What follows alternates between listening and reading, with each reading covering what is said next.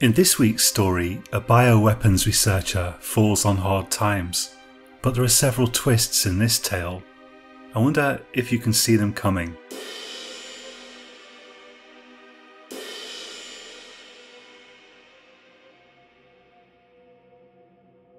"I want a divorce, George," said Mrs. Patricia Horvath firmly. Only 2 weeks earlier, everything had seemed perfectly fine to George Horvath. He was aware that his wife wasn't too happy and that he didn't see too much of her, but he believed that would change now that his research was almost complete. Then someone had leaked details of his research to the press, and all hell had broken loose. Reluctantly, George had agreed to be interviewed on a British television programme to give his side of the story. It hadn't gone well, and he now suspected he had been set up by his colleagues as a kind of sacrificial lamb. "George Horvath, you have been accused of developing or helping to develop a bioweapon that would kill everyone on the planet who had not received a vaccine against the weapon," the host had said. A smiling, silver-haired man who reeked of false sincerity. "I have indeed helped to develop such a weapon," George had said, at which a gasp had arisen from the studio audience. "Consider nuclear weapons. Why have we had so much peace since the Second World War? The reason is that no one wants to risk a nuclear war.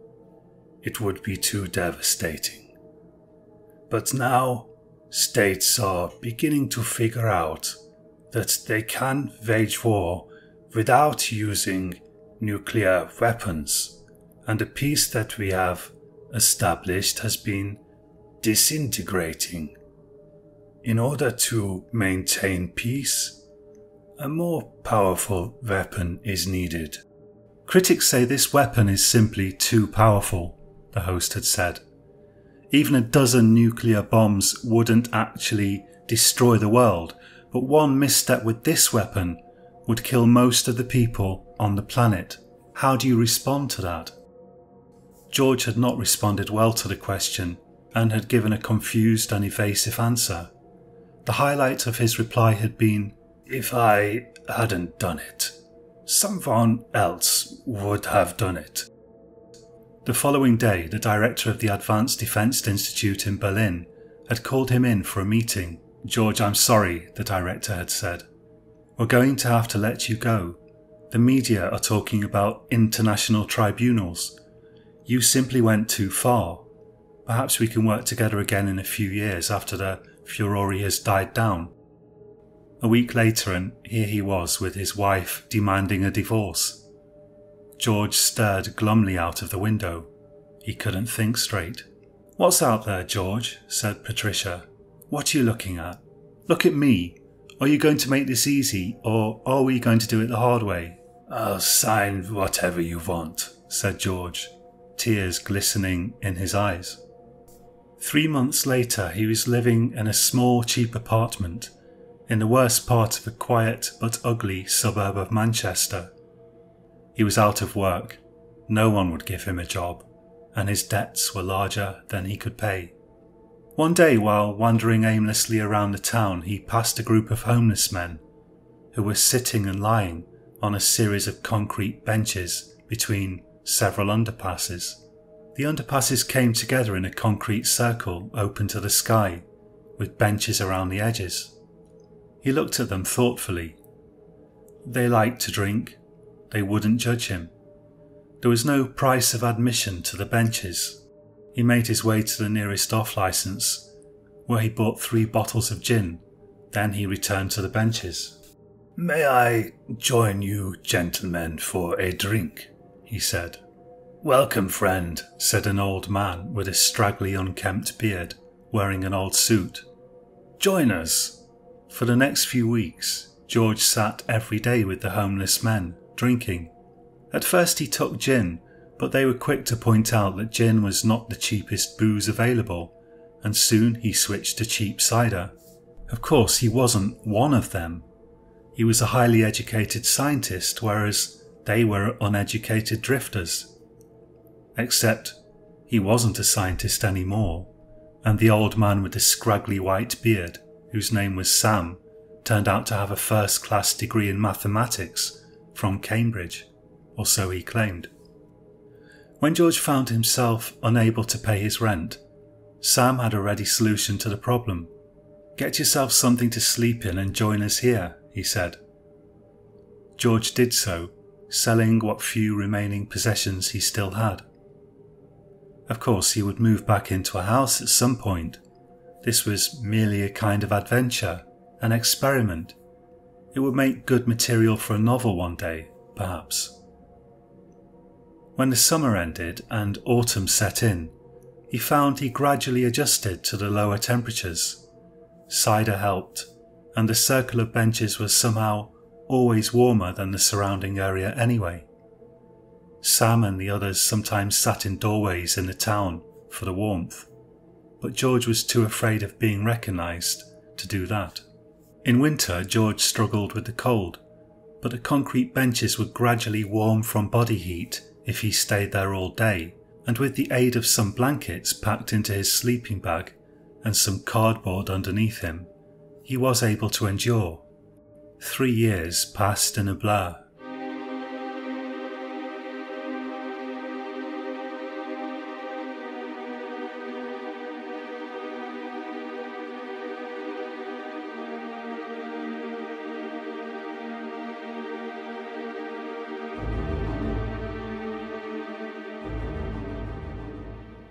"George Horvath," said a voice. He opened his eyes to see a tall woman, black hair tied behind her head, wearing a business suit. Behind her stood 2 serious-looking men, also in business suits. George uttered an expletive, the significance of which was that he wanted the woman to go away, quickly. "Are you George Horvath?" said the woman. "Did you hear what he said?" said Sam drunkenly, from the adjoining bench. "If you've got a problem with him, you've got a problem with us, and we've got a problem with you." "What if I am?" said George. "Would like to discuss a business opportunity with you," said the woman. "What kind of business opportunity?" said George. "Would you come with us, please?" said the woman. George eyed her warily. He knew her type. "I'm busy," said George. "We've lived here for 10 years and we're not moving," shouted Sam. "You hear me? We're not moving." "Come back with 5 packets of Marlboros, 5 bottles of sherry and a packet of salt and vinegar crisps, and we'll talk about it," said George, and he took a swig from the half-empty can of cider that he had successfully preserved in his hand while asleep, and closed his eyes. He didn't expect the woman to return, but she did, an hour later. The men were carrying bottles of booze, cartons of cigarettes, and multiple packets of crisps in plastic shopping bags. "Where shall we put these?" said the woman. "Give me a cigarette and hand the rest out," said George. The 2 men dutifully did as he requested. "I see I've misjudged the lot of you," said Sam gleefully. George sat up, propping himself against the cool concrete, and the woman carefully lit his cigarette. "We would like you to come with us to discuss a business arrangement which will be greatly to your benefit," said the woman.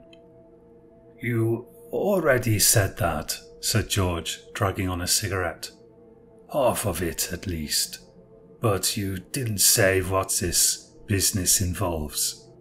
The woman glanced nervously at the crowd of homeless men. Only Sam was really listening. The rest were mostly asleep, except one, who was talking to his dog. "We want you to work on some biotechnology for us," she said. "We'll pay twice your last wage. I propose you come with us and we'll take you to a hotel and get you some clothes." George sighed. "Biotechnology," he said, slowly. "Where are my crisps?" One of the men handed the woman a bag of salt and vinegar crisps, and she passed them to George. "I suppose," said George, "I could give it a try." He held out his hand, indicating that he wanted help rising to his feet. The woman looked horrified, but one of the men stepped in and helped George up. "I shall see you all very soon," said George to the group of homeless men. "Don't take any nonsense from that woman," shouted Sam. They drove George to a hotel and checked him into a luxurious room where several elegant sets of clothes, in the style that he used to wear, but rather more expensive looking, were laid out for him. "Please clean yourself up," said the woman. "Enjoy the hotel. Greg will check in on you daily." One of the men, who seemed to follow her around everywhere, nodded affably. "I will return in a week," said the woman. "You may use this credit card." She handed George a black plastic card with silver lettering. "When I return, I expect to see you sober, otherwise we will have nothing to discuss." After the people had left, George walked to the window of his hotel and gazed at the skyline and the street below. His room had an excellent view of the cathedral. He nodded appreciatively. Then he ran himself a bath, adding in a blue-scented substance from an array of small bottles of soaps and bath salts that the hotel had apparently provided for him. By the time he had finished washing and shaving and had dressed himself in a crisp blue shirt and suit with shiny black shoes, tying his long white hair at the back, it was 6 in the evening.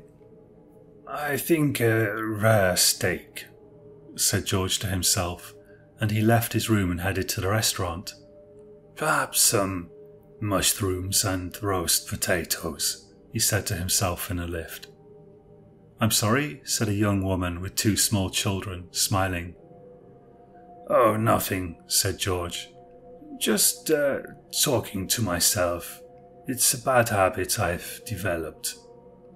"Oh, me too," said the woman. "I do it all the time." The next day, the man called Greg knocked on the door of his hotel in the afternoon. "Where were you this morning?" he said. "I called and you weren't here." "I went out for a coffee," said George. "Don't worry, I have drunk nothing, no alcohol. But now I'm a little shaky, so if you don't mind." "Take this," said Greg abruptly, handing him a small orange pill. "It'll help with the withdrawal. I'll check on you again tomorrow." A week later, he was eating another steak in the hotel's restaurant when the woman appeared with Greg and the other man. They sat down at his table. "Do take a seat, won't you?" said George. "You look better," said the woman. "You've had a haircut. There's more colour in your face." "You look much the same," said George. "When you've finished eating, we want to discuss our proposal with you. That can't be done here. Our car is waiting outside." "Very well," said George. "Meanwhile, I suggest you try the Riesling. It's very good." The woman and Greg exchanged glances. "Don't worry," said George. "I've had only 1 glass per day. Now, why don't you tell me who you are, at least?" "My name is Clara Stratford," said the woman. "I work for the government. That's all I can say in public." "Which government?" said George. "Your government," said Clara. "What, Hungary?" said George. "No," said Clara, "the government of the United Kingdom. You hold British citizenship, do you not?" "That I do," said George, "for my sins." They waited patiently enough for him to finish his food. Outside, a limousine was waiting. They drove far out of town, at least 20 miles, George estimated. Eventually they pulled up into a grey and boringly inconspicuous building, protected by a high fence topped with barbed wire. A single watchman opened a gate and let them in. Inside, Clara led the way to a conference room. George took a seat at a long wooden table. 2 other people were there waiting for them, both wearing white lab coats. A grey bearded man and a woman wearing thick plastic-rimmed spectacles. "George, this is Dr. Lifshitz and Dr. Peterson," said Clara. "Greg you know, and I don't believe I've formally introduced you to Robert. It appeared that Robert was the name of the other man who hung around with Clara and Greg. "We would like you to reprise your former research," said Clara. "It has come to our attention that the Russians and the Chinese are both working on similar technology. It is imperative that the United Kingdom and its allies develop this technology before they do." "You are aware that I was working on a disease that could potentially destroy all humanity except for those who are vaccinated against it," said George. "Yes, of course," said Clara. "This was not a popular line of research with the public, nor many politicians, nor my wife," said George. "That's why we were not able to approach you before now," said Clara. "We had to let the furore blow over. It had to appear that you were completely broken as a man." "I indeed have been completely destroyed as a human being," said George. "But now you're back and we will ensure that you are well taken care of," said Clara. "When the research is complete, we have arranged a luxury villa in the Seychelles for you, where you will be out of the public eye. How long do you estimate it would take you to complete the research?" "With the right resources, no more than 6 months," said George. "You will have everything you need," said Clara. "Are there any questions?" "Yes, there are questions," said George. "Suppose I do not feel like engaging with this research again?" "That won't work out well for you," said Clara. "Not well at all," said Greg. Dr. Lifshitz pursed her lips and shook her head, while Dr. Peterson made a slicing motion with his finger across his neck. "It's better if you cooperate," said Robert. "It speaks," said George. "In addition to an ongoing pension and a villa in the Seychelles, we are authorised to pay you £10,000 per month while the research is underway," said Clara. "I believe this is one of those offers that cannot be refused," said George. "I'll do the work you want, but I want £500,000 in cash in a suitcase on completion. I intend to organise my own disappearance. I don't want your stupid villa and pension." "I'll have to clear that with my superiors, but I believe we can arrange that," said Clara. "Then we have an agreement," said George. The following Monday, an inconspicuous car driven by Robert arrived at George's hotel and brought him back to the building surrounded by barbed wire. Below ground level, Lifshitz and Peterson milled around in an enormous laboratory that spanned 2 floors. On the lower floor were numerous animals in cages. "Get rid of these," said George. "They are useless for my work." "It shall be done," said Clara. "Anything else?" "Yes," said George. "Send them all to animal sanctuaries and bring me photographic proof when you've done it. I don't want to be responsible for any more unnecessary suffering." "Dr. Horvath, we have an agreement, but we are not here to indulge your every random whim," said Clara. "In that case, I'm leaving," said George. "Where is the exit?" Clara sighed in frustration. "Very well, we'll do it," she said. "I may need further pieces of equipment," said George. "Make out a list and give it to Greg," said Clara. "I want fresh pastries every day and a machine that makes nice coffee," said George. For the next 6 months, George worked every day in the research facility. Every day Greg or Robert picked him up at 9 and he worked till late at night. Dr. Peterson and Dr. Lifshitz assisted him, and gradually they pieced together the essential elements of a deadly virus and a corresponding vaccine. "Shouldn't we be testing this on animals?" said Dr. Lifshitz one day. "Humanized mice, perhaps?" "Negative," said George. "I have already performed all animal work necessary. It is only necessary to replicate and assemble all parts of the virus. In any case, it has no effect on animals, only humans. After 6 months, George had the appearance of a contented man. He had put on weight, and the deep suntan he had acquired through being outside all the time had faded to a level more resembling a healthy glow.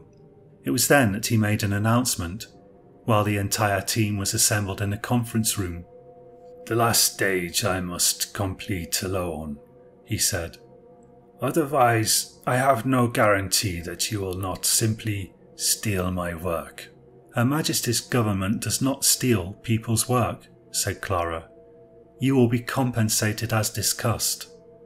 "My terms are as follows," said George, continuing as if she had not spoken. "Dr. Peterson and Dr. Lifshitz will be relegated to menial tasks under my command. Only I will complete the final month of work. When the deadline is reached, I will hand over the virus and the vaccine to you, and you will have the cash in a suitcase ready to hand over to me." "Absolutely unacceptable," said Clara. "We would have no way of knowing whether your virus does what you claim it will do or not." "Then work out a test," said George. "Figure out what kind of demonstration you consider acceptable, because these are my final terms.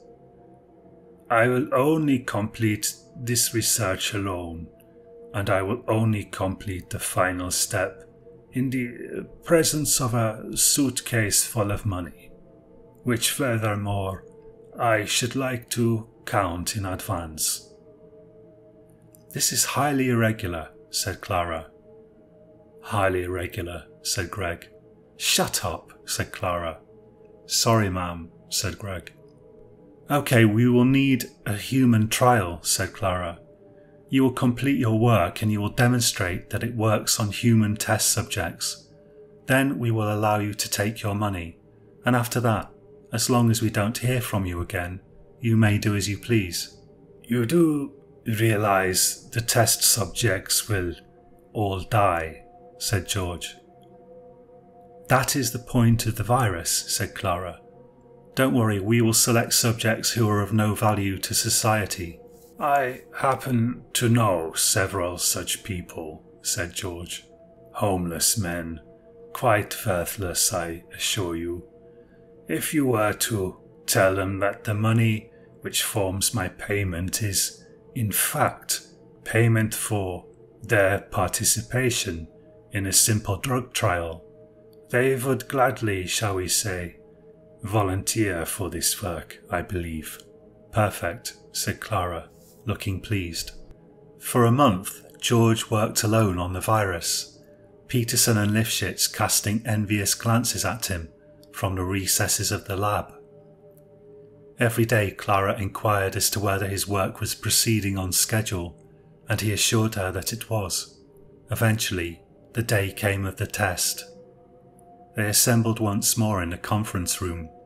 "Show me the money," said George. Clara placed a briefcase on the table and slid it over to him. He opened it, and after a satisfied pause, during which he sat smiling at the money, he began to count it. "Are you really going to count it all now?" said Clara. "Yes," said George. "It'll take you an awfully long time," said Clara. "I can assure you there's £500,000 there." "I will be done in 2 hours," said George. "After that, Greg and I will go and round up your experimental test subjects." "As you wish," said Clara, sighing. 2 hours later, George had finished counting the money, and he set off for his old haunts in a limousine with Greg driving. Sam and the others agreed to be part of a drug trial in exchange for £20,000 each.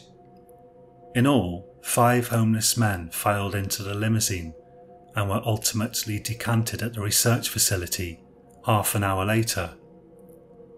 "Bring them in," said Clara, wrinkling her nose as the men filed into the lab. "Show them the money," said George. Clara opened a briefcase and turned it towards the men. There were nods and grunts of approval.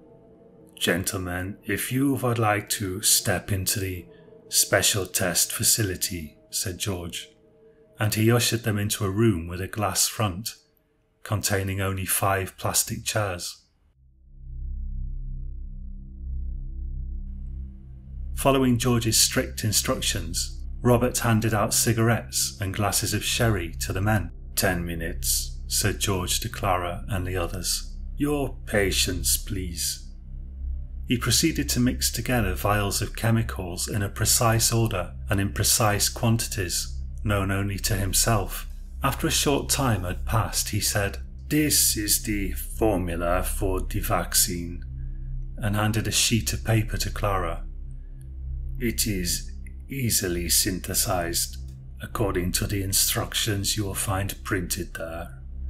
I have prepared also 5 injection vials which you may use now. I have also immunized myself. As for the infectious agent, there is a cylinder here," he waved at the lab bench where he had been working, "and also 5 syringes for our test subjects." Clara smiled. "You've done well, George. It's fast acting as we discussed." "Yes, it takes only minutes to produce a fatal outcome. If released, it is highly infectious and would infect the entire world in less than a week. It's very important that it is never released." "Of course," said Clara. "It's a deterrent. It will never be used. Now let us proceed with the test. Dr. Lifshitz, if you will." Lifshitz took the vials of vaccine and carefully injected Clara, Peterson, Greg and Rob. Peterson then injected Lifshitz. Then Dr. Lifshitz carefully placed the virus syringes in Peterson's hands, and Peterson made his way into the glass-fronted room, where by now the men were in extremely good humour. The room was full of cigarette smoke and gin fumes. "If he dies, you will die," said Clara pleasantly to George. "He'll be fine, he's had the vaccine," said George. "Turn on the intercom, please," said Clara, and Robert flipped a switch on a console near the door. "Gentlemen," said Clara, 3 of you will be given an injection. The other 2 will serve as controls. We will wait half an hour, and then we will ask you to note down any symptoms that you may experience. At that point, the experiment will be concluded, and you will be given your fee, and you may return to your habitual abode. Dr. Peterson administered a substance. Peterson began to inject the men, Sam, Dave and Arnold, with the contents of the syringes that George had created. When he had finished, he stood to one side. "How long now?" said Clara. "A few minutes," said George. For several minutes the homeless men carried on laughing and talking in high spirits. The first sign of anything out of the ordinary was when Sam began to cough. At first the other men took no notice. Sam was a heavy smoker, but the coughing worsened, and suddenly blood began to spurt from Sam's mouth. At the same time, Arnold, an elderly man with reddish skin, began to scream, clutching his head.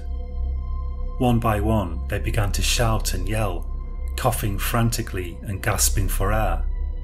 Arnold fell to the ground, and then John.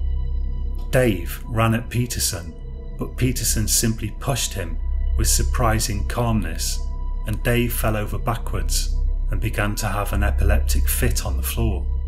Roger, a young man with no teeth, ran to the glass door and began pounding on it, demanding to be let out.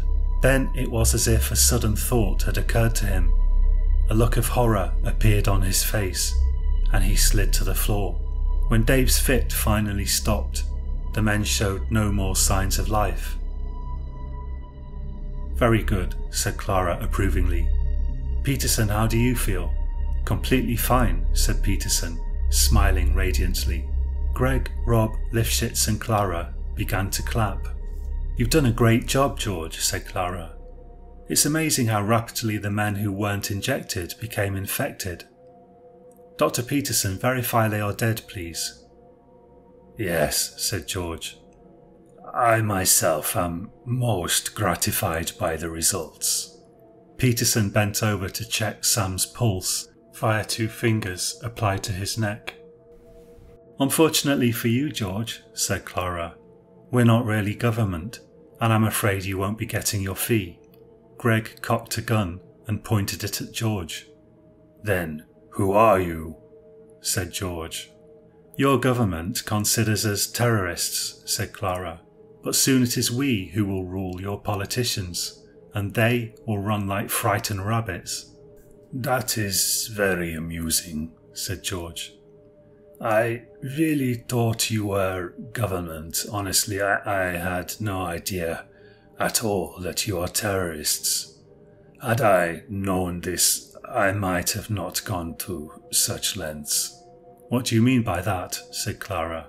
Suddenly Peterson slumped over Sam. He remained there, not moving. Greg began to cough violently. Rob, sensing something was afoot, also pulled out a gun, but he seemed unable to aim it and began to sway like a sapling in a high wind. You see, it's quite simple really, said George. I decided to make a small alteration to our arrangement. Greg abruptly fell to the ground, and then Clara began to wheeze violently, a look of terror in her eyes. You gentlemen can get up now, said George, and the 5 homeless men began to scramble to their feet. And may I say, your performances were most impressive. This specimen weighs a ton, said Sam, pushing Peterson off himself. He fell directly on me. I'm not going to catch anything, am I? No, it is not infectious, said George.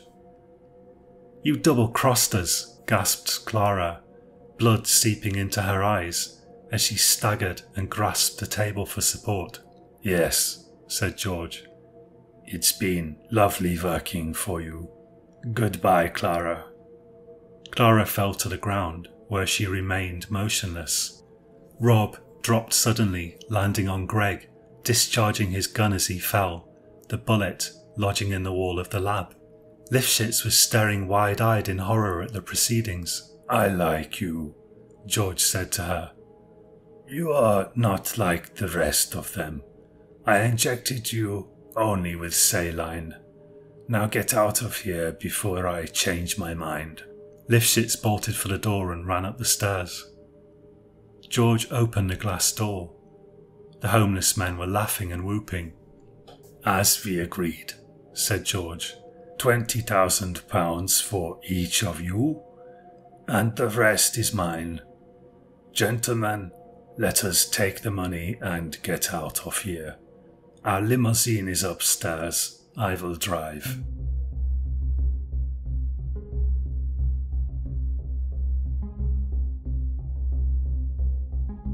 George never informed the police about the suitcase full of cash. He was, however, subsequently hailed as a hero who had foiled a horrific terrorist plot. He and Patricia remarried at a quiet ceremony later that year, and they now live peacefully in the Cotswolds. Thank you for listening. You've been listening to Science Horror. My name's John Purcell, and all the stories on this channel are written by me.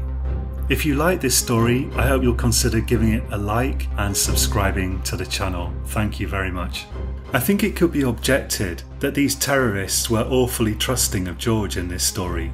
If I was writing a longer version of this story, I think I'd flesh that aspect of it out more, maybe have a larger team of scientists and have George gradually subverting certain members of that team.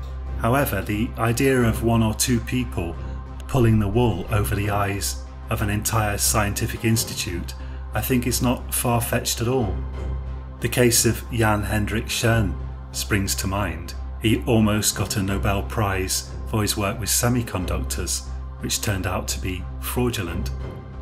And of course there's the case of Elizabeth Holmes, who ran a company making a apparently completely fraudulent blood test machine that didn't work at all. And she even had people like Henry Kissinger sitting on her board of directors, I believe.